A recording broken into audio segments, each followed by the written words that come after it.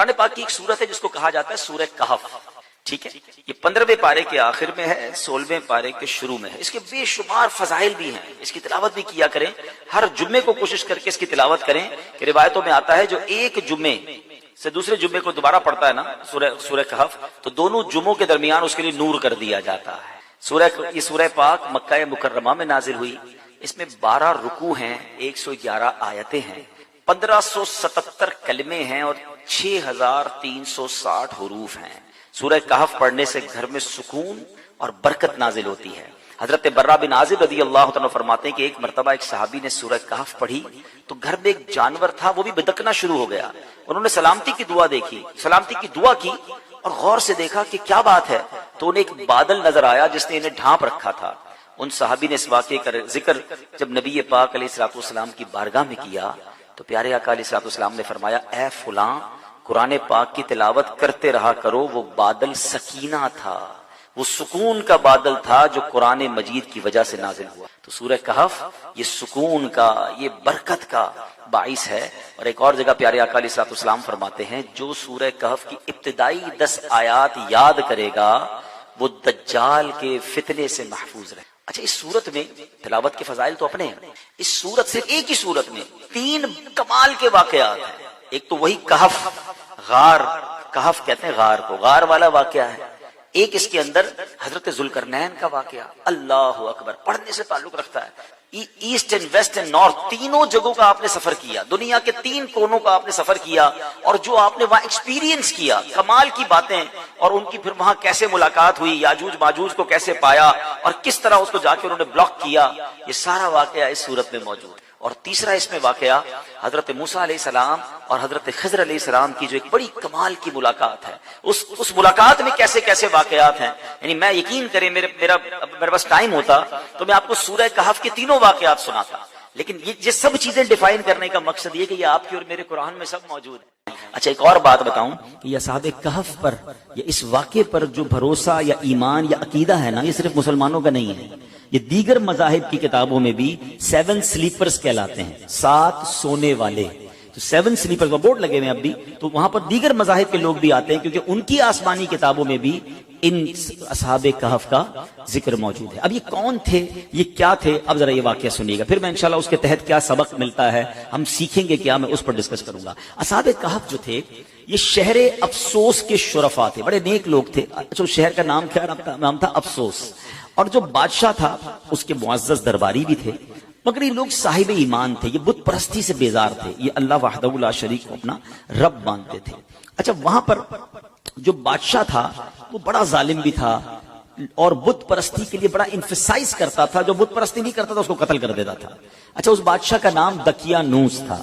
آج آپ کو ایک اور بات سمجھ آئے گی کہ ہم بعض اوقات کہتے ہیں یار یہ بندہ بڑی دقیانوسی باتیں کرتا ہے، تو ایکچولی دقیانوس جو یہ لفظ ہے یہ ایک بادشاہ کا نام تھا، اور چونکہ وہ ہزاروں سال پرانا بادشاہ ہے تو آج بھی اگر کوئی پرانی باتیں کرتا ہے، اولڈ ایج کی باتیں کرتا ہے، تو لوگ کہتے ہیں یار یہ دقیانوسی باتیں کر رہا ہے۔ ایکچولی یہ اسی کی طرف نسبت ہوتی ہے کہ دقیانوس نام کا ایک بادشاہ تھا، مگر وہ بڑا ظالم تھا۔ تو یہ لوگ جب دیکھا کہ یہ ہر مسلمان کو مار رہے ہیں، ہر ایمان والے کو مار رہے ہیں اور بت پرستی کے لیے ظلم کر رہے ہیں، تو ان 7 لوگوں نے کیا پلان کیا کہ ہم بادشاہ کے ظلم و ستم سے چھٹکارا پا کر شہر سے باہر چلے جاتے ہیں۔ وہ باہر گئے اور جا کر ایک ویرانے میں ایک غار میں جا کر انہوں نے پناہ لی۔ اس زمانے میں ہوٹل اور یہ بلڈنگیں تو ہوتی نہیں تھی، یہ ہزاروں سال پرانی بات ہے۔ تو بہرحال اب یہ غار میں گئے اور وہاں پر جا کر آرام کیا، تھکے ہوئے تھے تو سو گئے۔ اللہ کی شان یہ ہے کہ وہ تقریباً 300 برس سے زیادہ عرصے کے لیے سو گئے۔ یہ سوئے تو اٹھے ہی نہیں، اللہ اکبر۔ اچھا، ادھر حالات بدلتے رہے۔ بادشاہ کو جب پتا چلا کہ یہ لوگ غار کے اندر ہیں اور یہ مجھ سے چھپ کر گئے ہیں، بڑا ناراض ہوا اور اس نے اپنے ایک بندے کو بھیجا کہ جاؤ اس غار پر ایک دیوار بنا کے اس کو بند کر دو، یہ اندر ہی بھوکے پیاسے مر جائیں۔ تو جس بندے کو یہ آرڈر دیا گیا تھا نا، وہ تھوڑا سا خدا ترس آدمی تھا، اس نے کیا کیا کہ ان 7 اصحاب کہف کے نام لکھے، پوری بات لکھی کہ یہ لوگ ایمان والے ہیں، بادشاہ کے ظلم سے جا کر اندر چھپے ہیں، اور ان کا یہ واقعہ ہے۔ ایک تختی لکھی، ایک صندوق کے اندر اس غار کے ساتھ دیوار میں اسے دفن کیا اور ایک دیوار کھڑی کر دی۔ حکم تو تھا بادشاہ کا۔ اب باہر والے لوگ یہ سمجھے کہ یہ بھوکے پیاسے اندر مر گئے۔ بہرحال ادھر بادشاہ کا انتقال ہوا، پھر دوسرا بادشاہ آیا، تیسرا بادشاہ، دور بدلتا گیا، اور یہاں جناب یہ سوئے ہوئے ہیں آفٹر 300 years کیا ہوا کہ ایک اور بادشاہ آیا جس کا نام تھا بیدروس. وہ بڑا نیک دل بادشاہ تھا, ایمان والا بادشاہ تھا, اللہ پر ایمان لاتا تھا. مگر اس کے دور میں ایک عجیب و غریب فتنہ کھڑا ہوا. کچھ لوگوں نے یہ معاذ اللہ کہتے ہیں کہ شک پیدا کرنا شروع کر دیا, کمپلین کرنا شروع کر دی, آرگیومنٹ شروع کر دیا کہ مرنے کے بعد اللہ دوبارہ پیدا نہیں کر سکتا, یعنی مرنے کے بعد دوبارہ کوئی زندگی نہیں ہے. اب بادشاہ بڑا نیک دل آدمی, سمجھاتا لوگوں کو, لوگ اس کی بات کم سنتے, اس فتنے کی بات زیادہ سننے لگے. تو بادشاہ تہجد کی نماز میں رو رو کے اللہ سے دعا کرتا کہ میرے مولا کوئی ایسی نشانی عطا کر دے, کوئی ایسا اشارہ عطا کر دے کہ ان لوگوں کو سمجھ آ جائے کہ تو مرنے کے بعد دوبارہ زندہ کیسے کرے گا. اللہ کی شان دیکھیں, اس بادشاہ کے وہم و گمان میں بھی نہیں ہے کہ کوئی غار ہے اس کے شہر کے قریب جہاں کچھ لوگ سوئے ہوئے ہیں. سینکڑوں سال گزر گئے نا. اب اللہ کی شان دیکھیں اس بادشاہ کی, وہ گریہ بازاری, وہ دعائیں کیسی رنگ لائیں کہ ایک چرواہا جو تھا بکریاں چراتے چراتے اس غار کے قریب پہنچا. اب قریب پہنچا تو دیوار 300 سال پرانی ہو گئی تھی, تو دیوار دھڑام سے گری. جیسی غار کے اندر اس نے دیکھا تو وہ گھبرا کر دوڑ پڑا. اچھا یہاں جیسی دیوار گری تو ان بندوں میں سے وہ 7 افراد اٹھ گئے. اچھا وہ اٹھے تو وہ سمجھے ہم 2 4 6 گھنٹے 8 گھنٹے سو کر اٹھے, ٹھیک ہے نا. انہوں نے نماز وغیرہ پڑھی, اب بھوک لگ رہی ہے تو ایک ساتھی کو کہا ذرا جانا باہر اور دیکھ بھال کر بادشاہ دقیانوس کے سپاہی کہیں پکڑ نہ لیں, کھانا لے کر آ جائے. وہ بندہ چھپتے چھپاتے بازار گیا تو سارے بازار کا ماحول ہی الگ, عمارتیں الگ. بہرحال اتنا اس کو خیال نہیں آیا, اس نے جا کر ایک دکاندار نان بائی جو روٹی بیچنے والا تھا اس نے پیسے دیے کہ مجھے کچھ روٹیاں چاہیے. تو نان بھائی نے جب وہ پیسے دیکھے کہا یہ سکے کہاں سے آ گئے, یہ تو کرنسی ختم ہو گئی تھی, 300 سال پرانی کرنسی تھی. تو کہا یہ پیسے تو ہمارے یہاں نہیں چلتے, کس زمانے کے پیسے لے کے آئے؟ بھائی یہی تو پیسے ہیں, کل تو ہم نے پیسے لے کے غار میں گئے, آج تمہیں دے رہے تم کہہ رہے پیسے نہیں چلیں گے. اچھا یہ بتاؤ دقیانوس بادشاہ کہاں ہے آج کل؟ وہ جو اصحاب کہف میں سے ایک بندہ تھا وہ پوچھتا ہے کون دقیانوس, اس زمانے کا تو کوئی بادشاہ یہاں پر نہیں ہے. اب وہ حیران کہ بادشاہ کل تو ہم جا کے غار میں گئے, آج بادشاہ کی کوئی پہچان نہیں رہا, کرنسی ہماری چل نہیں رہی. ادھر وہ نان بائی سمجھ گیا کہ یہ سینکڑوں سال پرانی کرنسی ان کے پاس ہے, ان کو لگتا ہے کوئی خزانہ مل گیا ہے. تو انہوں نے پکڑ کر اس بندے کو جو اصحاب کہف میں سے تھے پولیس والوں کے یا حکام کے حوالے کر دیا. وہ حکام انہیں بادشاہ کے پاس لے گئے. بادشاہ کو جب یہ سارا واقعہ پتا چلا اس نے کہا ہم تو دقیانوس بادشاہ کے زمانے کے لوگ ہیں, ہم تو سوئے اٹھے تو آپ بتا رہے ہیں کہ وہ بادشاہ بھی نہیں ہے, پیسے بھی یہ نہیں چل رہے, یہ زمانہ کون سا ہے؟ تو بادشاہ نے معلوم کیا تو پتا چلا کہ یہ 300 سال پرانی بات کر رہے ہیں. یہ کیسے پوسیبل ہے کہ بندہ بھی جوان ہے, بوڑھا بھی نہیں ہوا اور 300 سال پرانی بات کر رہا ہے؟ کہ میں اکیلا نہیں ہوں, 7 6 اور بھی ہیں. کدھر ہے؟ غار میں ہے. کہ چلو. اب بادشاہ نے پورا لشکر لیا. یقین تو بادشاہ کو بھی نہیں آ رہا تھا کہ یہ ہو کیا رہا ہے. اب پورے لشکر کو لے کر جب وہ غار کے قریب پہنچے تو اندر جو غار میں لوگ تھے وہ سمجھ گئے کہ دقیانوس بادشاہ کے بندے آ گئے ہیں, ہمارا بندہ پکڑا گیا ہے, اب ہماری خیر نہیں ہے. وہ سجدے میں چلے گئے, وہ دعائیں کرنے لگے, استغفار پڑھنے لگے. مگر جب سپاہی آئے تو سپاہی بھی کوئی اور, بادشاہ بھی کوئی اور. کسی کو یقین نہ آئے ان کی باتیں. اب وہ تختی کام آئی. اب جب دیوار کھودی گئی تو وہ تختی نکلی اندر سے جو 300 سال پہلے دقیانوس بادشاہ کے بندے نے, اس کے ملازم نے لکھ کر رکھی تھی کہ ان 7 بندوں کے نام یہ ہیں اور یہ دقیانوس بادشاہ کے خوف سے جا کر اندر سوئے ہیں اور یہ ایمان والے ہیں. اللہ اکبر. جب بادشاہ کو یہ پتا چلا نا, پہلے تو وہ گیا سجدہ شکر میں کہ اللہ تو نے میری پکار سن لی, ایسی نشانی بتا دی کہ بندہ مرنے کے بعد کیسے جیے گا. تو نے تو جیتے جی ہمیں دکھا دیا کہ تو چاہے تو 300 سال تک کوئی سویا رہے, نہ اس کا بال بیکا ہو, نہ بال سفید ہو, نہ باڈی گلے, اور میرے رب تو نے انہیں پھر زندہ کر دیا. اب جناب پورا شہر آیا, سارے لوگ آئے جو بے ایمان ہو گئے تھے, جو اللہ کی قدرت کے انکاری ہو گئے تھے, سب کلمہ پڑھنے لگے, سب اللہ کی وحدانیت پر یقین لائے. سبحان اللہ. اب یہ جو اصحاب کہف تھے, سبحان اللہ, یہ لوگ جو تھے جب انہوں نے دیکھا کہ اب ماشاءاللہ سب لوگ ایمان لے آئے ہیں اور یہ کام سارا ہو گیا ہے, تو بہرحال انہوں نے کہا کہ اے بادشاہ ہم اللہ کے تمہیں سپرد کرتے ہیں, تمہارا کام ہو گیا. یہ پھر غار کے اندر گئے اور پھر سو گئے اور اللہ نے اسی حالت میں انہیں وفات دی. بادشاہ بیدروس نے سال کی لکڑی کا صندوق بنوا کر اصحاب کہف کی مقدس لاشوں کو ان میں رکھوا دیا. اللہ کریم نے اصحاب کہف کے غار کا ایسا روب لوگوں کے دلوں میں ڈالا کہ لوگ ان کی قبروں تک نہیں جا پاتے تھے. اصحاب کہف کی لاشوں کا حفاظت کا انتظام بھی رب نے کیا اور بیدروس بادشاہ نے غار کے منہ پر ایک مسجد بنائی, سالانہ 1 دن مقرر کیا اور ہر سال لوگ وہاں پر ان کے گویا عرس میں جمع ہو کر اللہ کی عبادت کرتے اور گویا وہاں جا کر عبادت کرتے. تو اے میرے پیارے اسلامی بھائیوں, یہ ایک واقعہ گیا جو تفسیر قرآن کے ذریعے میں نے آپ کو سنایا۔ قرآن میں سورہ کہف میں یہ پورا تفصیل سے واقعہ موجود ہے، جو سورہ کہف پڑھتے ہیں یہ آیتیں بار بار پڑھتے ہوں گے۔ بسم اللہ الرحمن الرحیم۔ ام حسبت ان اصحاب الکہف والرقیم کانوا من آیاتنا عجبا اذ اول الفتیۃ الی الکہف فقالوا ربنا آتنا من لدنک رحمۃ ملت پڑھا کرتے تھے۔ سورہ قاف کے مضامین، اس سورت کا مرکزی مضمون یہ ہے کہ اس میں مرنے کے بعد دوبارہ زندہ کیے جانے کا ثبوت پیش کیا گیا اور اسلام کے اس بنیادی عقیدے کا انکار کرنے والوں کا رد کیا گیا ہے، اور اس سورت میں یہ چیزیں بیان کی گئی ہیں۔ نمبر 1، اس سورت کی ابتدا میں آسمانوں کی ستونوں کے بغیر تخلیق، ان میں ستاروں کو سجائے جانے، آسمانوں میں شگاف نہ ہونے، زمین کو پانی پر پھیلانے، اس میں بڑے بڑے پہاڑوں کو نصب کرنے، خوبصورت پودے اگانے، آسمانوں کی طرف سے بارش کا پانی نازل کر کے زمین میں درخت اور اناج اگانے اور ان کے فوائد بیان کر کے مردوں کو زندہ کرنے پر اللہ تعالیٰ کے قادر ہونے کے دلائل بیان کیے گئے ہیں۔ نمبر 2، سابقہ امتوں جیسے حضرت نوح علیہ السلام کی قوم، اصحاب رس، ثمود، عاد، فرعون، حضرت لوط علیہ السلام کی قوم، اصحاب ایکا، حضرت شعیب علیہ السلام کی قوم اور قوم تبا کے بارے میں بتایا گیا کہ جب انہوں نے اللہ تعالیٰ کے رسولوں کو جھٹلایا تو ان پر اللہ تعالیٰ کا عذاب نازل ہوا، لہٰذا کفار مکہ کو بھی ڈر جانا چاہیے کہ ان جیسے عمل کر کے کہیں یہ بھی اللہ تعالیٰ کے عذاب میں مبتلا نہ ہو جائیں۔ نمبر 3، یہ بتایا گیا کہ ہر انسان کے دائیں بائیں ایک ایک فرشتہ بیٹھا ہوا ہے جو کہ انسان کا ہر قول اور عمل لکھ رہے ہیں۔ نمبر 4، موت کی سختیاں، حشر اور حساب کی ہولناکیاں بیان کی گئی۔ نمبر 5، متقی لوگوں کا وصف اور ان کی جزا بیان کی گئی، اور یہ بتایا گیا کہ سابقہ امتوں کی ہلاکت سے عبرت اور نصیحت وہ حاصل کرتا ہے جو حق قبول کرنے والا دل رکھتا ہو یا کان لگا کر اور دل سے حاضر ہو کر قرآن کی نصیحتیں سنتا ہو۔ بسم اللہ الرحمن الرحیم۔ ترجمہ، اللہ کے نام سے شروع جو نہایت مہربان رحمت والا ہے۔ قاف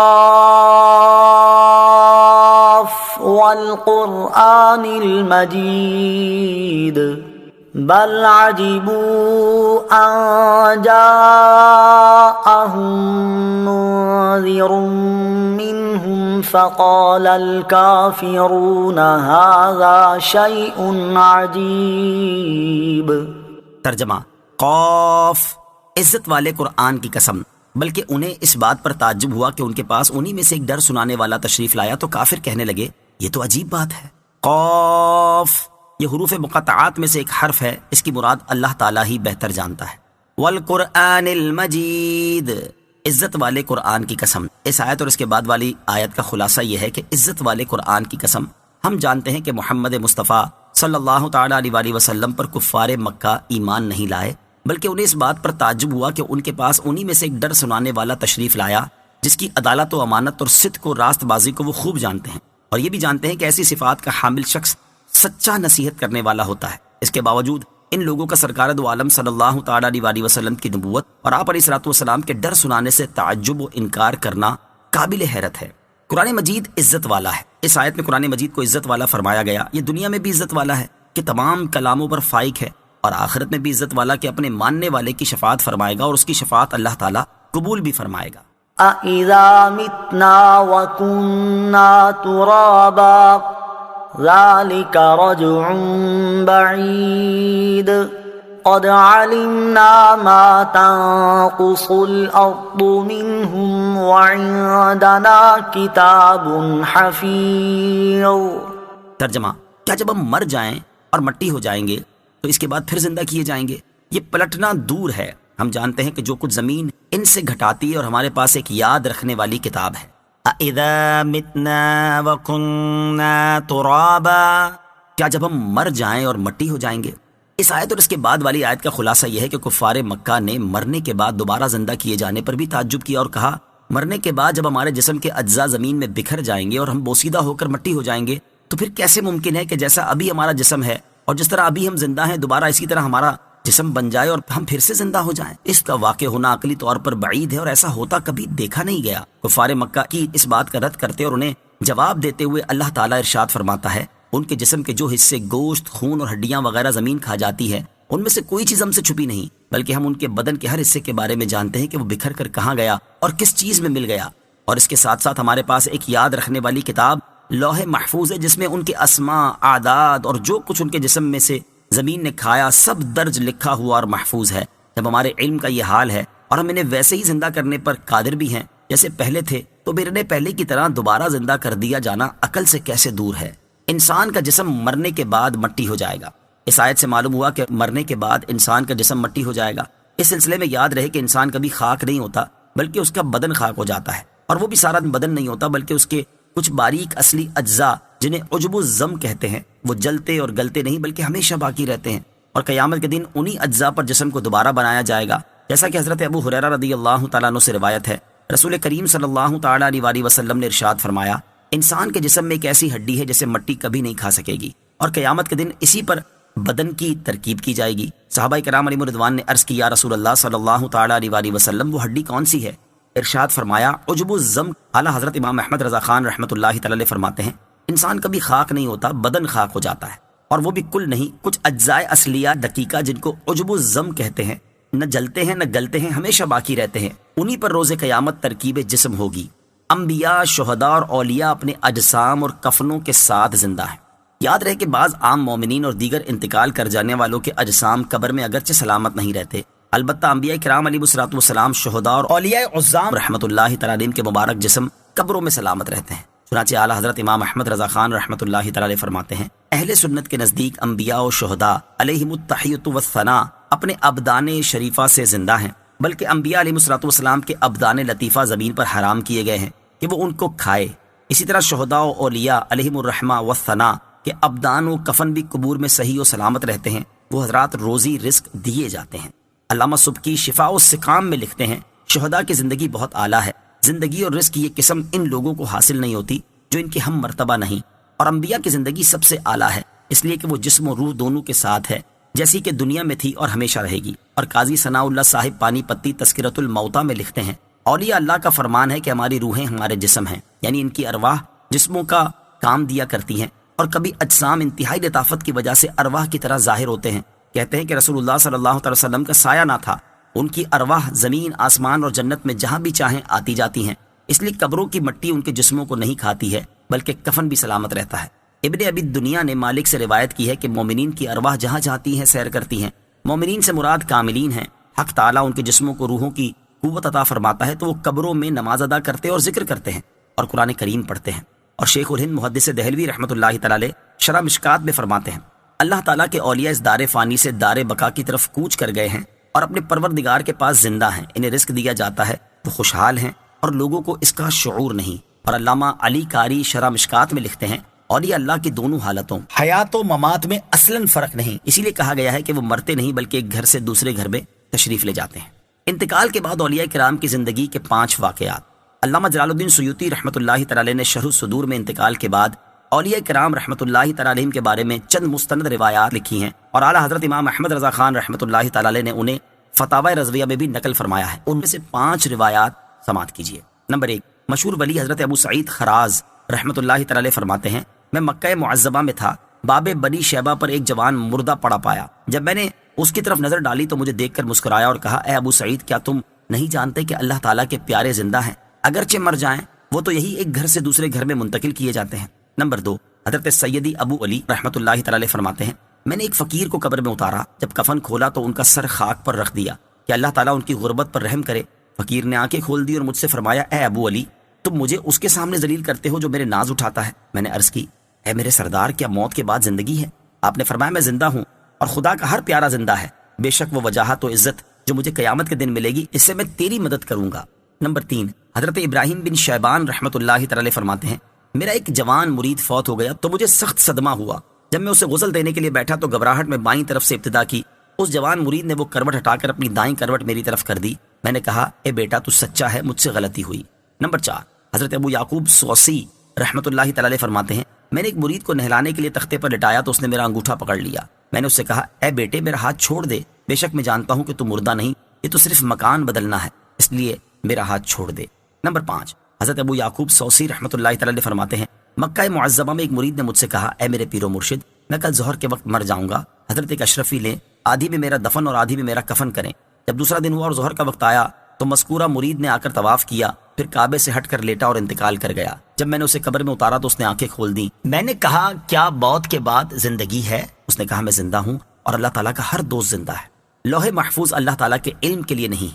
آیت نمبر 3 کے آخر میں بیان ہوا کہ اللہ تعالیٰ کے پاس ایک یاد رکھنے والی کتاب ہے، اس کتاب سے لوح محفوظ مراد ہے۔ اور یاد رہے کہ لوح محفوظ اللہ تعالیٰ کے علم کے لیے نہیں ہے، کیونکہ لوح محفوظ میں تو سب کچھ خود اللہ تعالیٰ عز و جل کے علم سے ہے، لہٰذا لوح محفوظ خاص بندوں کو علم دینے کے لیے ہے۔ لہٰذا جن فرشتوں کے پاس یا جن انبیاء کرام علیہ الصلوۃ والسلام اور اولیاء عظام رحمۃ اللہ تعالیٰ علیہم کے علم میں وہ کتاب ہے، انہیں سب باتوں کی خبر ہے۔ بل كذبوا بالحق لما جاءهم فهم في امر مريج۔ ترجمہ، بلکہ انہوں نے حق کو جھٹلایا جب وہ ان کے پاس آیا تو وہ ایک ایسی بات میں ہیں جسے قرار نہیں۔ بل کذبوا بالحق، بلکہ انہوں نے حق کو جھٹلایا۔ اس آیت میں حق سے مراد نبوت ہے جس کے ساتھ روشن معجزات ہیں، یا اس سے مراد قرآن مجید ہے۔ اور آیت کا خلاصہ یہ ہے کہ کفار مکہ نے صرف تعجب ہی نہیں کیا بلکہ اس سے کہیں زیادہ خطرناک کام بھی کیا کہ جب ان کے پاس حق آیا تو انہوں نے سوچے سمجھے بغیر اسے جھٹلا دیا، اور وہ نبی کریم علیہ الصلوۃ والسلام اور قرآن مجید سے متعلق ایک ایسی بات میں پڑے ہوئے ہیں جسے قرار نہیں، اور وہ یہ ہے کہ کبھی نبی اکرم علیہ الصلوۃ والسلام کو شاعر، کبھی جادوگر اور کبھی کاہن کہتے ہیں۔ اسی طرح قرآن پاک کو کبھی شعر، کبھی جادو اور کبھی کہانت کہتے ہیں، کسی ایک بات پر قائم نہیں رہتے۔ افلم ينظروا الى السماء فوقهم كيف بنيناها وزيناها وما لها من فروج۔ ترجمہ، تو کیا انہوں نے اپنے اوپر آسمان کو نہ دیکھا؟ ہم نے اسے کیسے بنایا اور سجایا اور اس میں کہیں کوئی شگاف نہیں۔ افلم ينظروا الى السماء فوقهم، تو کیا انہوں نے اپنے اوپر آسمان کو نہ دیکھا؟ اس آیت سے مرنے کے بعد دوبارہ زندہ کرنے پر اللہ تعالیٰ کے قادر ہونے کے بارے میں دلائل دیے جا رہے ہیں۔ چنانچہ اس آیت کا خلاصہ یہ ہے کہ جب کافروں نے مرنے کے بعد دوبارہ زندہ کیے جانے کا انکار کیا تو اس وقت کیا انہوں نے اپنے اوپر آسمان کو نہ دیکھا جس کی تخلیق میں ہماری قدرت کے آثار نمایاں ہیں، تاکہ وہ اس بات میں غور کرتے کہ ہم نے اسے کیسے اونچا اور بڑا بنایا اور ستونوں کے بغیر بلند کیا اور اسے روشن ستاروں سے سجایا، اور اس میں کہیں کوئی شگاف نہیں، کہیں کوئی عیب اور کمی نہیں۔ تو جب تعالیٰ اتنے بڑے آسمان کو بنا سکتا ہے اور ظاہری اسباب کے بغیر اسے بلند کر سکتا ہے اور اس میں ستاروں کو روشن کر سکتا ہے، اور اتنے طویل و عریض آسمان کو کسی شگاف اور نقص و عیب کے بغیر بنا سکتا ہے، وہی رب تعالیٰ مردوں کو دوبارہ زندہ کر دے تو اس میں کیا بعید ہے۔ والأرض مددناها وألقينا فيها رواسي وأنبتنا فيها من كل زوج بهيج تبصرة وذكرى لكل عبد منيب۔ ترجمہ، اور زمین کو ہم نے پھیلایا اور اس میں مضبوط پہاڑ ڈالے اور اس میں ہر بارونق جوڑا اگایا، ہر رجوع کرنے والے بندے کے لیے بصیرت اور نصیحت کے لیے۔ وَالْأَرْضَ مَدَدْنَاهَا، اور زمین کو ہم نے پھیلایا۔ اس آیت میں اللہ تعالیٰ کے قادر ہونے کی دوسری دلیل بیان کی جا رہی ہے۔ چنانچہ آیت کا خلاصہ یہ ہے کہ کیا ان کافروں نے زمین کی طرف نہیں دیکھا کہ ہم نے زمین کو پانی کی سطح پر اس طرح پھیلایا کہ پانی میں گھل کر فنا نہیں ہوتی، ورنہ مٹی پانی میں گھل جاتی ہے، اور زمین پر بڑے بڑے پہاڑ کھڑے کر دی ہیں تاکہ زمین قائم رہے اور ان میں ہر سبزے، پھلوں اور پھولوں کے جوڑے اگائے جو دیکھنے میں خوبصورت لگتے ہیں۔ تو جب تعالیٰ زمین کو پیدا فرما سکتا، پہاڑوں کے ذریعے اسے قائم رکھ سکتا اور اس میں نشو و نما کی قوت پیدا کر سکتا ہے، تو مردوں کو دوبارہ زندہ کر دینا اس کی قدرت سے کہاں بعید ہے۔